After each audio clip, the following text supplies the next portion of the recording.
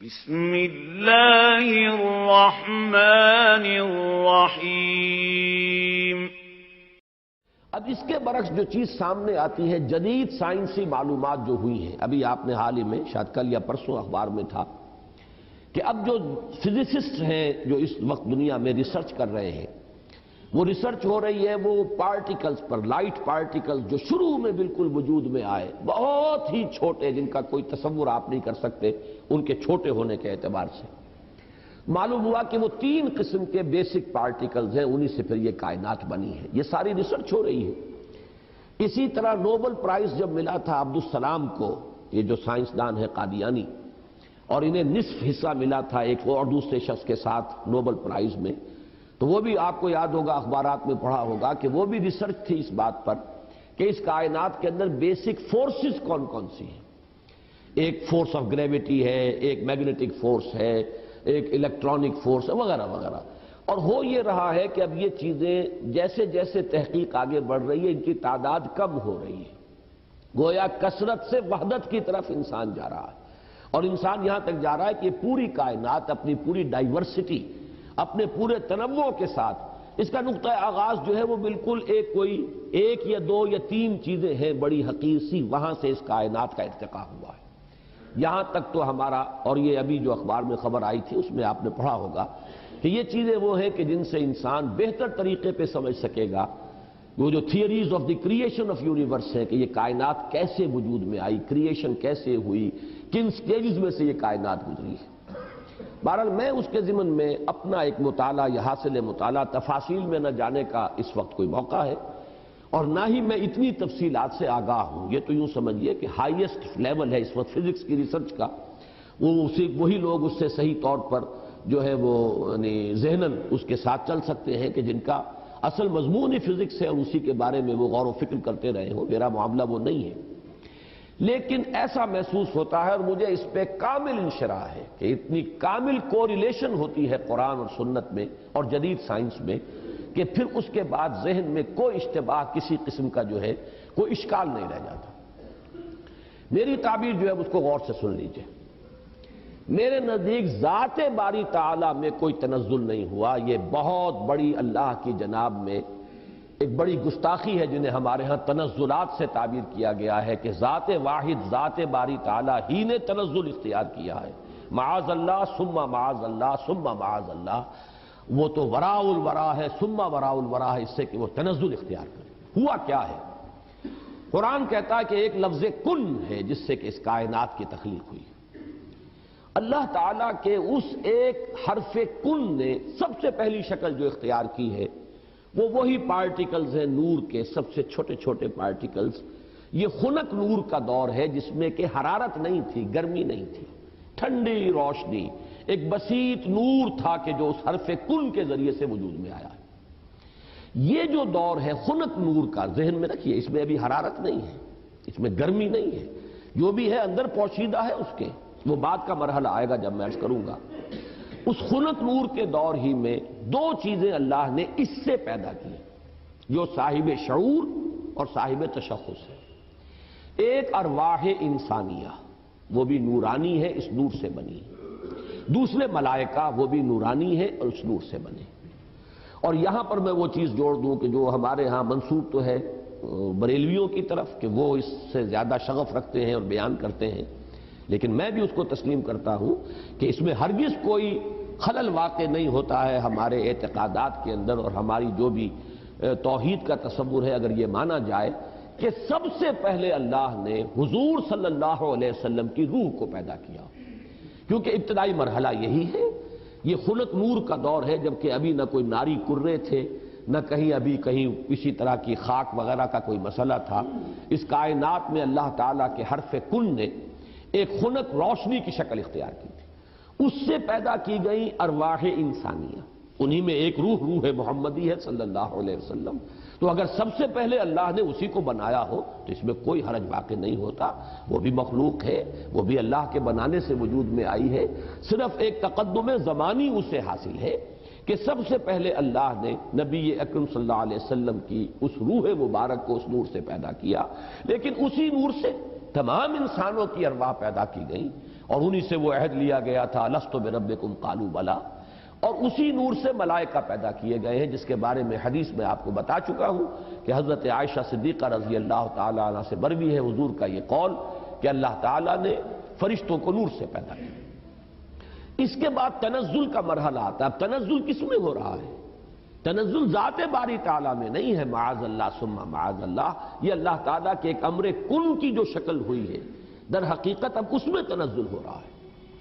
وہ دوسرا تنزل جو ہے وہ یہ ہے کہ اس خنک نور میں بڑے بڑے ایکسپلوژنز ہوئے ہیں اور ناری کرے وجود میں آئے۔ یہ ذہن میں رکھیے کہ ایک شے ہے، اس کے اندر کوئی حرارت مخفی ہے، ظاہر نہیں ہو رہی۔ ایٹمز ہیں، ایٹمز کے اندر بہت بڑی انرجی ہے، ظاہر نہیں ہو رہی۔ اس خنک نور کے اندر بھی وہ انرجی موجود تھی، لیکن انسولیٹڈ تھی، اس کا ظہور نہیں تھا۔ لیکن جب ایکسپلوژنز ہوئے ہیں تو پھر یہ کہ بڑے بڑے ناری کرے وجود میں آئے۔ یہی ناری کرے ہیں جن کو ہم سورج کہتے ہیں، ایک بہت بڑا ناری کرہ ہے سورج، اس کے اندر کمبسشن کا عمل چل رہا ہے، عمل احراق ہے، اس کی حرارت کا ہم تصور نہیں کر سکتے۔ بڑے اور نہ معلوم کتنے سورج ہیں اس کائنات میں، یہ نہ سمجھیے کہ ایک ہی سورج ہے۔ یہ ایک سورج کے گرد ہمارا جو یہ ہے ایک سولر سسٹم ہے، کنبہ ہے اس کا، کہ اس کے گرد جو ہے یہ سیارے چکر لگا رہے ہیں، کرے ہیں، اور نہ معلوم کتنے سورج ہیں۔ پھر ایک سورج ہے اور ایک ستارے ہیں، ان ستاروں کے گرد یہ سورج اپنے کنبوں کو لے کر چکر لگا رہے ہیں۔ بہرحال ہم یہاں پر جو ہے اصولاً جو بات سمجھنا چاہ رہے ہیں اس وقت وہ یہ ہے کہ یہ سیکنڈ سٹیج ہے، تنزل ہے یہ، کہ اب اس خنک نور میں جب ایکسپلوژنز ہوئے ہیں تو وہاں سے بڑے بڑے ناری کرے وجود میں آئے۔ یہ ایکسپلوژن کا لفظ میں جان بوجھ کر بول رہا ہوں، اس لیے کہ جدید سائنس میں، جدید فزکس میں ایک لفظ استعمال ہوتا ہے دی بگ بینگ تھیوری، اس کا نام ہی ہے دی بگ بینگ تھیوری، کہ ایسا معلوم ہوتا ہے کہ ایک وقت میں کوئی بہت بڑا دھماکہ ہوا جس سے کائنات وجود میں آئی۔ اب یہ دھماکہ جو ہے بگ بینگ تھیوری جو ہے، یا تو یہ ہے کہ اس کو تعبیر کیا جائے گا اس حرف کن سے، کن، وہ کن کیسا ہوگا جس نے اس پوری کائنات کو وجود بخشا ہے اس کا ہم تصور نہیں کر سکتے۔ یہ ہم کہہ رہے ہیں کن، لیکن اللہ کا وہ کلام جب صادر ہوا ہو اور حکم ربی امر کن جو ہے اس کی کیا کیفیت ہوگی، تو یا تو بگ بینگ جو ہے یا تو اس سے تعبیر کیا جائے، اور یا یہ کہ جو یہ ایکسپلوژنز ہوئے ہیں اس خنک نور نے جو ناری کروں کی شکل اختیار کی ہے، تو یہ بگ بینگ ہے، یہ دھماکہ ہے۔ یہ دور ہے کہ جس میں اس آگ سے اللہ نے تیسری مخلوق پیدا کی۔ میں نے اب پہلے دو کر دیے نا، نور سے دو مخلوق، انسانی ارواح اور ملائکہ۔ دوسری سٹیج پر یہ تیسری مخلوق پیدا ہوئی، یہ جنات ہیں، یہ آگ سے بنائے گئے ہیں۔ قرآن بار بار کہتا ہے وَالْجَانَّ خَلَقْنَاهُ مِن قَبْلُ مِن نَارِ السَّمُومِ، قرآن مجید میں سورہ رحمان میں بھی ہے، اللہ تعالیٰ نے انسان کو پیدا کیا ہے مٹی سے، لیکن یہ کہ انسان کو بنایا ہے آگ کی لپٹ سے۔ بار بار آیا ہے یہ مضمون تو قرآن مجید میں، اور جنوں کا معاملہ جو ہے، اور یہ کہ سورہ ہجر میں فرمایا گیا وَالْجَانَّ خَلَقْنَاهُ مِن قَبْلُ، یہ پہلے پیدا ہوئے انسانوں سے۔ لہذا یہ دوسری سٹیج ہے جس میں کہ جنات کی تخلیق ہوئی ہے اس آگ کی لپٹ سے۔ اس کے بعد جیسا کہ آپ کو معلوم ہے، اس حد تک تو میں سمجھتا ہوں کہ آگے اکثر لوگوں کے علم میں ہے جنہوں نے بھی کچھ فزکس پڑھی ہے ابتدائی، کہ پھر نظریہ یہ ہے کہ یہ جو بڑے بڑے ناری کرے تھے، یہ جب تیزی کے ساتھ حرکت میں تھے تو ان سے کچھ حصے ٹوٹ ٹوٹ کر ان سے علیحدہ ہوئے اور انہی کے گرد چکر لگانے لگ گئے۔ یہ ہے در حقیقت ان سورج کے گرد جو یہ سیارے وجود میں آئے ہیں، یہ کرے جو ہیں۔ پھر یہ ٹھنڈے ہونے شروع ہوئے، اور ان میں جب ٹھنڈا ہوا ہے وہ ناری کرہ، تو اوپر جو ہے کرسٹ آیا، راکھ، جیسے انگارے کے اوپر راکھ آ جاتی ہے، راکھ ٹھنڈی ہوتی ہے، اندر انگارہ موجود ہے، ذرا سی راکھ ہٹ جائے اگر اور آپ کی انگلی جو ہے اس انگارے کو ٹچ کر جائے تو جلے گی، لیکن اگر راکھ اوپر ہے تو وہ آپ کو محسوس نہیں ہوگا۔ اور چونکہ ٹھنڈی چیز سکڑتی ہے، لہذا اس کے اندر اب دراڑیں پڑی ہیں، کہیں پہاڑ بن گئے، کہیں غاریں بن گئی، ساتھ ہی ان کے ٹھنڈے ہونے کی وجہ سے بخارات نکلے ہیں، انہی میں سے نکلے ہیں، انہی کروں میں سے بخارات نکلے ہیں۔ یہ بخارات ہیں جنہوں نے اوپر جا کر وہ جو جسے ہم فضا کہتے ہیں، ایٹماسفیئر، جس کے اندر گیسز ہیں، یہ یہیں سے انہی کروں کے ٹھنڈے ہونے سے وہ بخارات نکلے ہیں۔ جیسے کہ آپ اگر پانی ڈالتے ہیں آگ کے اوپر تو وہ ایک بھاپ بن کے اڑتی ہے، تو خیر یہ تو پانی آپ نے ڈالا ہے، لیکن یہ کہ فضائی وہ جو کرے تھے آگ کے وہ خود ٹھنڈے ہوئے ہیں تو ان میں سے بخارات نکلے ہیں، ان میں سے جو گیسز خارج ہوئی ہیں انہوں نے ایٹماسفیئر بنایا ہے۔ پھر اس ایٹماسفیرک چینجز وہاں ہوئی ہیں کہ اس میں گیسز تھیں، ہائیڈروجن بھی آکسیجن بھی، وہاں پانی بنا ہے، بجلی کے بڑے بڑے جب ہوئے ہیں ان کے اندر تو اس سے پانی بنا ہے، اور پھر دھواں دھار بارش برسی ہے۔ اب جو ہمارے ہاں یہ جو اعداد آتے ہیں، لاکھوں برس تک بارش ہی برستی رہی، نتیجہ یہ ہوا کہ جو جگہیں نشیبی تھی ان میں پانی بھر گیا، سمندر وجود میں آ گئے۔ اب جہاں سمندر اور مٹی کا باہمی ربط تھا، یہ جو دلدلی علاقے کہلاتے ہیں، یہاں وہ ان آرگینک کمپاؤنڈز نے آرگینک کمپاؤنڈز کی شکل اختیار کی۔ یہاں سے حیات ارضی کا آغاز ہوا۔ وہ حیات نباتاتی بھی ہے اور وہ حیات حیواناتی بھی ہے، یہاں سے اس کا آغاز ہوا۔ گویا کہ کل حیوانات اور کل نباتات جو کرۂ ارضی پر موجود ہیں وہ سب کے سب در حقیقت اسی کرسٹ آف دی ارتھ سے وجود میں آئے ہیں۔ پانی اور اس مٹی کا امتزاج اور دلدل کی شکل اس کا بن جانا، اور وہاں سے ان آرگینک کی بجائے آرگینک کمپاؤنڈز کا وجود میں آنا، اور اس سے حیات کا آغاز، خواہ وہ نباتاتی حیات ہو اور خواہ وہ حیواناتی حیات ہو۔ اس حیات کا ارتقاء ہے کہ جو پھر انسان تک پہنچا ہے۔ وہ اس حیات، سمجھیے کہ حیات ارضی چاہے نباتاتی ہو اور چاہے حیواناتی ہو، اس کی چوٹی کی جو شخصیت ہے وہ انسان ہے۔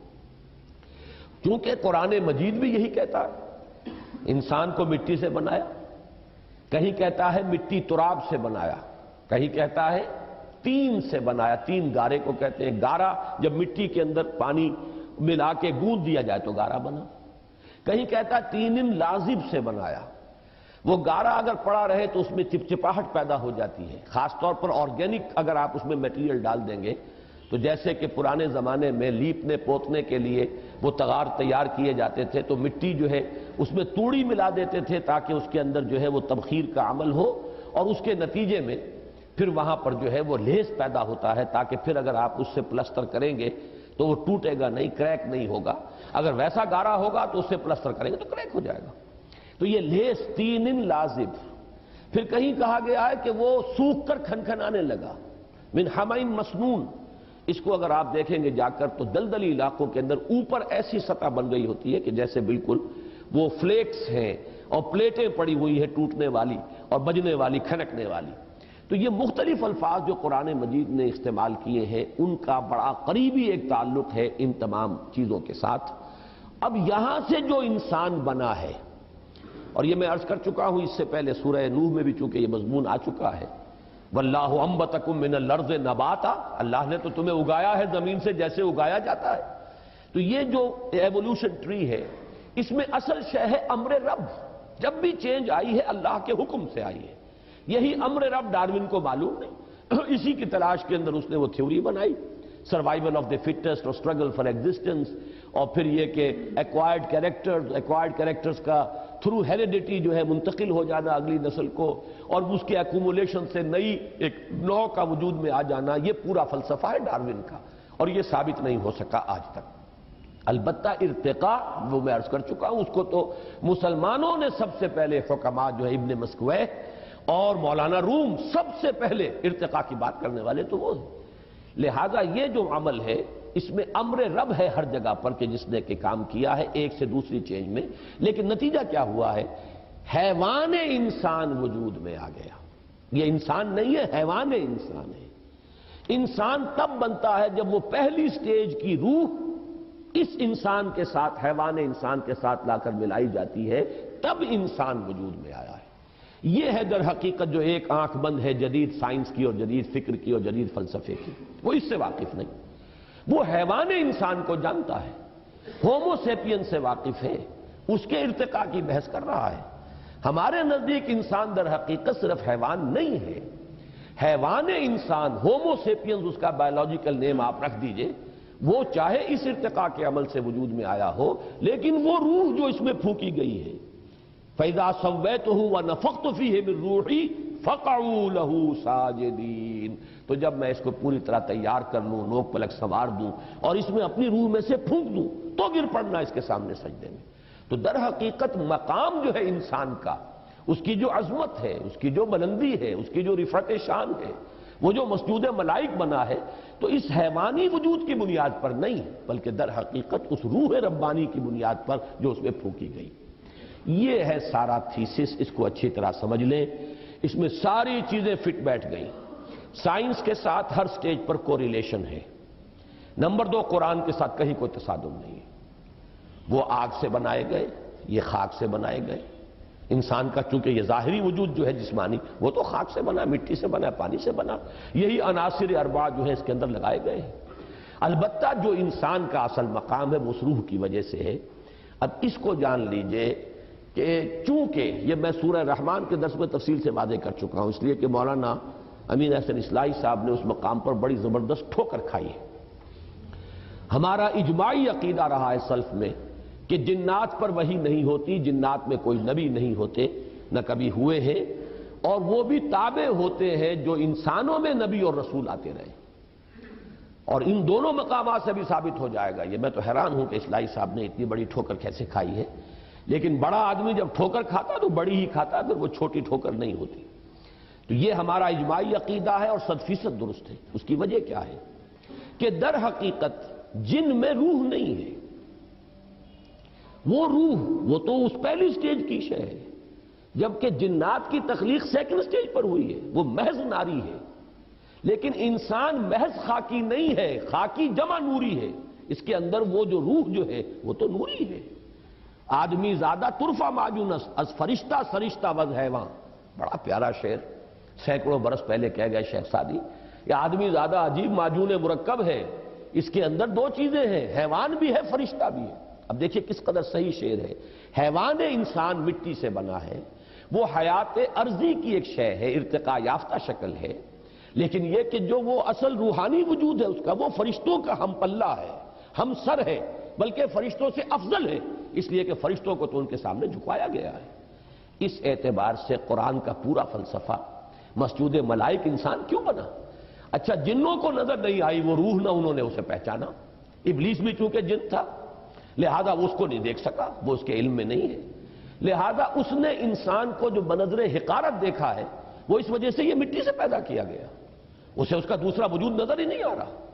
اس سے جب کہا گیا سجدہ کرو، اس نے صاف کہا خلقتنی من نار و خلقتہ من طین، مجھے تو نے آگ سے بنایا، اسے بنایا گارے سے، میں اعلیٰ ہوں، افضل ہوں، انا خیر منہ، میں اس سے بلندتر ہوں، اعلیٰ ہوں، میں بہتر ہوں، میں کیسے سجدہ کروں اس کو؟ اس درجے میں بات صحیح تھی اس کی. اگر صرف وجود حیوانی سامنے ہوگا تو جن صحیح کہہ رہا ہے، وہ اعلیٰ تر وجود کا حامل ہے، وہ آگ سے بنا ہے، اس کے اندر زیادہ لطافت ہے، وہ اس کائنات میں دور دور تک جاتا ہے جہاں ہم نہیں جا سکتے. ہم تو کوئی راکٹس بنائیں، یہ بنائیں، کروڑوں اربوں ڈالر خرچ کریں تو کہیں کچھ دور تک کی سیر کر کے آئیں. وہ بھاگے پھرتے ہیں، یہاں جاتے ہیں، دور دور تک خبریں لے کر آتے ہیں. لیکن ان کی فوقیت ہم پر اگر ہے تو وہ جسمانی وجود کی بنیاد پر ہے، روحانی وجود کی بنیاد پر نہیں ہے. اس روحانی وجود کی بنیاد پر ہم افضل ہیں، نہ صرف ان سے افضل ہیں، ملائکہ سے افضل ہیں، اپنی خلقت کے اعتبار سے، اپنی سرشت کے اعتبار سے. یہی وجہ ہے دو جگہ قرآن مجید کے اندر اتنی واضح آیت ہے، سورہ ہجر میں بھی ہے اور سورہ صاد میں بھی ہے، فَإِذَا سَوَّيْتُهُ وَنَفَخْتُ فِيهِ مِن رُوحِي فَقَعُوا لَهُ سَاجِدِينَ. جب میں اس کو تیار کر لوں، بنا لوں، سوار لوں، نوک پلک درست کر دوں اور اس میں اپنی روح میں سے پھونک دوں، تب گر پڑنا اس کے سامنے سجدے میں. تو اصل میں حیوان آدم کو سجدہ نہیں ہوا ہے، اس روح کے ساتھ جب آدم کے اندر پھونکی گئی ہے جس کا مقام بہت بلند ہے، اس انسان کو آدم کو سجدہ کیا گیا جس میں وہ روح پھونک دی گئی. اچھا اب یہ بات نوٹ کیجئے کہ میں نے جو یہ 3 لیولز آپ کے سامنے رکھے، یہ چونکہ جو کچھ میں نے آج تک سمجھا ہے اس میٹا فزکس میں، metaphysics of Quran and metaphysics of science, ان تمام کے درمیان اسی کا نام علم کلام ہے. ہر دور میں آپ کو اس دور کی علمی سطح جو ہے اس کے ساتھ ایک تعلق اور ربط قائم کرنا پڑے گا قرآن و سنت کا، تب وہ اس دور کے انسان کے لیے قابل قبول ہوگی، قابل فہم ہوگی. اگر وہ آپ ربط قائم نہیں کرتے، ایک گیپ رہے گا جو سینچریز گیپ چلا آ رہا ہے. علماء کی باتیں لوگوں کی سمجھ میں اسی لیے نہیں آتی کہ وہ تو بات کرتے ہیں وہی ارسطو کی منطق کی بات کرتے ہیں، وہ تو وہی عقول عشرہ اور 9 افلاک کی بات کر رہے ہیں، وہ سارا کا سارا فلسفہ اسی کے اوپر بیٹھا ہوا. لہذا وہ بات آج کسی کے سمجھ میں نہیں آئے گی. جبکہ آپ اس کا اگر ایک ربط و تعلق جو ہے اس جدید جو نظریات کے ساتھ قائم کر دیں، لیکن ڈٹے رہیں قرآن کے ساتھ، قرآن کے کسی شے کے ساتھ تصادم نہ ہونے پائے. اگر کہیں ہو رہا ہے تو ہم یہ کہیں گے کہ قرآن صحیح ہے اور سائنس غلط ہے، ہو سکتا ہے کہ ابھی اور سائنس ترقی کرے تو وہ وہاں تک پہنچ سکے جہاں تک کہ ہمیں قرآن پہنچا رہا ہے. جیسے میں آسمانوں کے تصور کے بارے میں بار بار کہتا ہوں، جب اتنا ریپیٹڈلی قرآن میں آیا ہے کہ 7 آسمان ہیں، طباقہ ہیں، ایک دوسرے کے اوپر ہے، تو ایسا ہی ہے. آج تک ہم نہیں سمجھ سکے، کوئی حرج نہیں. آج سے 200 سال پہلے ہم اور بہت سی باتیں نہیں سمجھے تھے. ہمیں ایٹم کا سٹرکچر ہی معلوم نہیں تھا. ہم یہی نہیں سمجھ سکتے تھے کہ کل فی فلک یسبحون کے کیا معنی ہے، کہ ہر شے تیر رہی ہے. یہاں تو ثبات ایک تغیر کو ہے زمانے میں، سکون محال ہے قدرت کے کارخانے میں. چھوٹے سے چھوٹے ذرے کے اندر بھی آپ دیکھیں گے کہ اس کا ایک نیوکلیس ہے اور اس کے گرد جو ہے الیکٹرانز جو ہے چکر لگا رہے ہیں. کل فی فلک یسبحون. آپ چاہے اجرام سماویہ تک پہنچ جائیں، سورج اور اس کے ان کروں کو لے لیں، تب بھی وہ ہر چیز تیر رہی ہے. سورج بھی کھڑا نہیں ہے، سورج بھی تیر رہا ہے. کوئی ستارہ اور سٹار ہے جس کے گرد سورج چکر لگا رہا ہے. کبھی ہم نے یہ سمجھا کہ سورج کھڑا ہوا ہے، کبھی ہم نے سمجھا سورج چلتا ہے، زمین کھڑی ہوئی ہے. یہ ہمارے علم کے ادوار تھے، یا یوں کہیے علم کے نہیں، جہالت کے ادوار تھے. لیکن آج علم انسانی یہاں تک پہنچ گیا کہ کوئی شے کھڑی نہیں ہے، ہر شے تیر رہی ہے. اب معلوم ہوا قرآن مجید میں ایک سے زائد جگہ پر آیا کل فی فلک یسبحون. ہر شے اپنے مدار کے اندر اپنی سطح کے اوپر تیر رہی ہے. اسی طریقے سے وقت آئے گا کہ جب کہ ہمیں معلوم ہوگا کہ یہ بات تھی جو آج ہمیں معلوم ہوئی، جو قرآن 7 آسمانوں کے حوالے سے بار بار کہتا ہے. تو جہاں سائنس جو ہے وہ ہمیں قرآن مجید سے ٹکراتی بھی محسوس ہو، وہاں ہمارا معاملہ یہ ہوگا کہ ہم قرآن پر ایمان کو محکم رکھیں گے. ہم سمجھیں گے یہ آیت متشابہات میں سے ہے، اس کا مفہوم ابھی ہم نہیں سمجھ سکتے، لیکن ہمارا ایمان آمنا بہ کل من عند ربنا، یہ پورا قرآن متشابہات ہوں یا محکمات ہوں ہمارے رب کی طرف سے ہے، ہم سب پر ایمان رکھتے ہیں. اور لیکن جہاں جہاں وہ تطبیق ہوتی چلی جا رہی ہے، انسانی علم نے جو بھی آگے ایڈوانس کیا ہے، آگے بڑھا ہے علم، اور واقعہ یہ ہے کہ آدمی کو چکر آتا ہے. کروڑوں میل کا سفر کر کے آپ کا ایک راکٹ جا رہا ہے اور سیکنڈوں کا فرق بھی نہیں پڑتا ہے. کتنی راتیں گزر گئیں، کتنے سال گزر گئے. 11 سال کے اندر وہ پہنچا تھا وہاں، جو وہ آخری ہمارا اس جو کنبہ ہے سورج کا، اس کا جو سب سے آؤٹ موسٹ جو ہے اس تک پہنچا ہے 11 برس میں. سن 77 کا چلا ہوا، سن 88 میں پہنچا ہے. لیکن پورا حساب کتاب صحیح جو یہاں پر بیٹھ کر کیلکولیٹ کیا گیا تھا اسی کے مطابق وہ وہاں پہنچ گیا. تو یہ انسان کی ترقی جو ہے یہ یوں سمجھیے کہ سٹیگرنگ انسان کا چکر آتا ہے کہ کہاں تک انسان پہنچ گیا ہے. اب اس علم کو آپ نظر انداز کیے رکھیں، اس سے کوئی گفتگو ہی نہ ہو، وہ بس اور آپ چلتے رہیں. وہی پرانے مفسرین نے جو کچھ کہہ وہ پرانے مفسرین وہ خائن نہیں تھے، بددیانت نہیں تھے، لیکن کیا کرتے ان کے پاس معلومات کا ذخیرہ ہی نہیں. ابھی وہ معلومات کا اتنا لمبا چوڑا ذخیرہ ان کے پاس موجود ہی نہیں. جو کچھ تھا اسی کے اوپر وہ کام کر رہے تھے. تو سائنٹیفک معاملات میں یہ سمجھ لیجئے میری اب تک کی سوچ کا جو حاصل ہے وہ میں نے آج آپ کو بتایا ہے. اول تو میں شدید اختلاف کر رہا ہوں تنزلات کا جو فلسفہ ہے اہل تصوف کے ہاں، وہ تنزلات ذات قرار دیتے ہیں، ذات باری تعالیٰ کے تنزلات ہیں، معاذ اللہ ثم معاذ اللہ ثم معاذ اللہ. ہاں یہ تنزلات کا سلسلہ جو تنزلات ستہ کہا جاتا ہے کہیں کچھ اور، لیکن میرے نزدیک یہ تنزلات 3 ہیں، 3 لیولز ہیں اس کے. اور یہ تنزلات جو ہیں در حقیقت اللہ کے اس امر کن سے جو شے وجود میں آئی ہے. اولاً وہ ایک خلق نور تھا، وہ بھی ایک شے ہے، ایک خارجی حقیقت رکھنے والی شے ہے. اس مرحلے پر 2 صاحب شعور، صاحب تشخص ہستیاں پیدا کی گئیں، ارواح انسانیہ اور ملائکہ.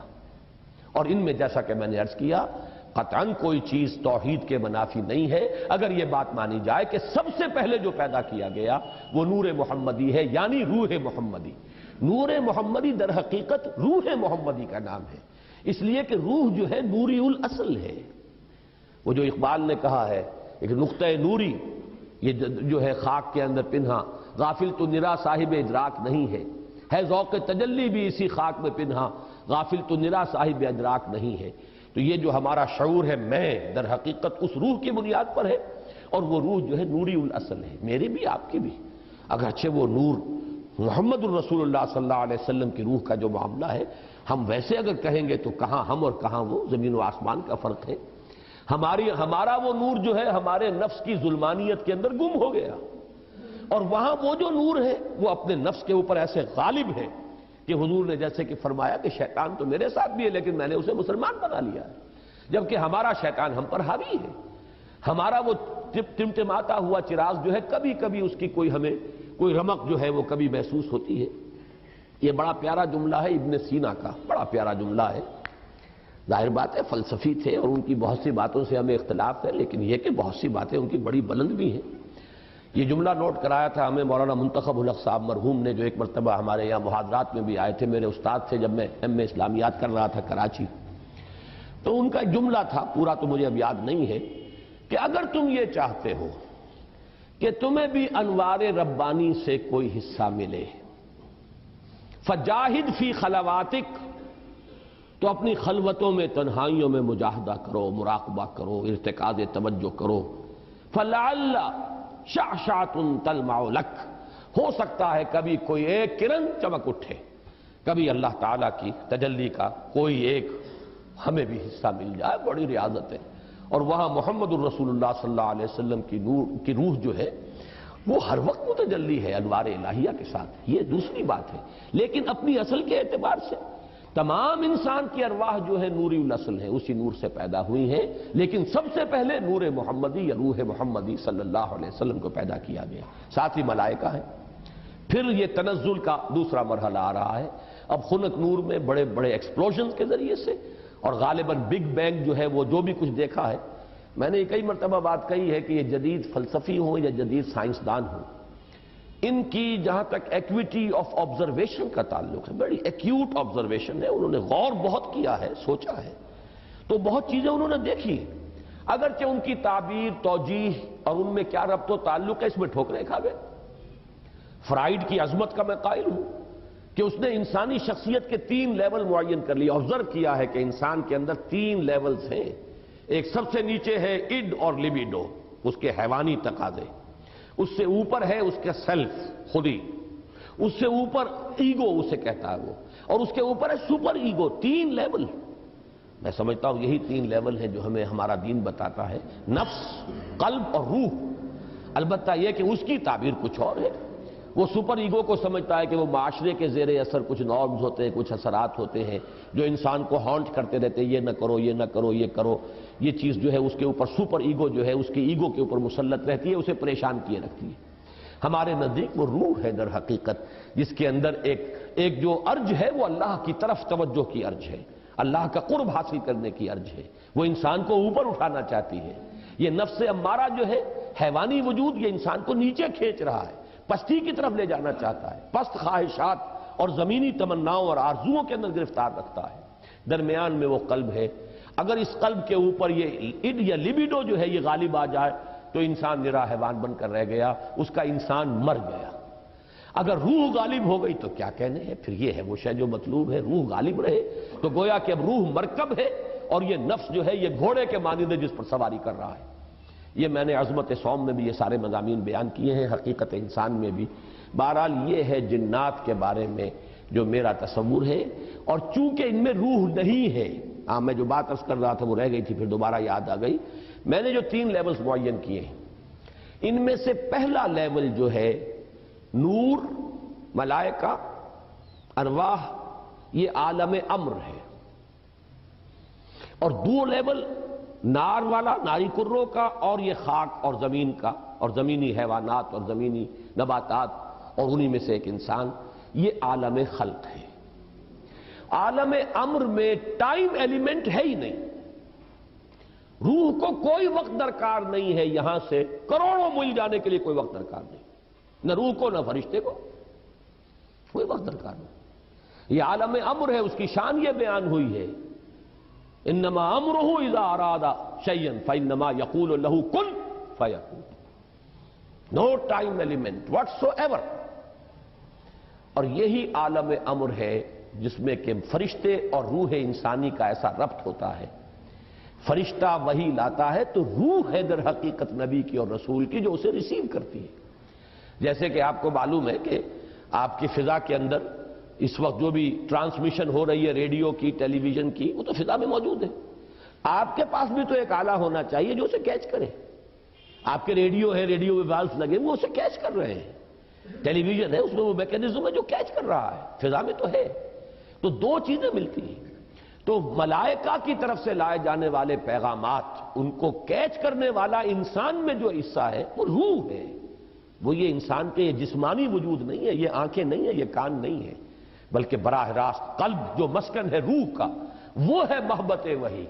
فَإِنَّهُ نَزَّلَهُ عَلَىٰ قَلْبِكَ، اے نبی جبریل نے تو اس کو نازل کیا آپ کے قلب پر۔ یہ در حقیقت محبت وحی جو ہے وہ یہ کان نہیں ہے، کان سے نہیں سنتے تھے حضور وحی کی آواز، وہ تو در حقیقت براہ راست بغیر آنکھوں یا کان یا حواس ظاہری کے کوئی وساطت کے براہ راست قلب کے اوپر نزول ہوتا تھا۔ اور یہی وہ شے ہے جو جنات میں نہیں ہے، لہذا جنات میں کوئی وحی نہیں، جنات میں کوئی نبوت و رسالت نہیں، جنات بھی انسانوں میں جو انبیاء اور رسول آتے رہے انہی کے تابع ہیں۔ اس معاملے میں جیسا کہ میں نے عرض کیا الحمدللہ کہ ہمارا جو ہے سلف سے متفقہ عقیدہ ہے، لیکن یہ کہ اس دور میں مولانا اصلاحی صاحب نے اس باب میں بھی جیسے فقہ کے معاملے میں رجم کے سلسلے میں بہت بڑی ٹھوکر کھائی ہے، اسی طریقے سے اس معاملے میں بھی بہت بڑی ٹھوکر کھائی ہے۔ اللہ تعالیٰ انہیں اپنی رائے پر نظر ثانی کرنے کی اور اس سے رجوع کرنے کی توفیق عطا فرمائے۔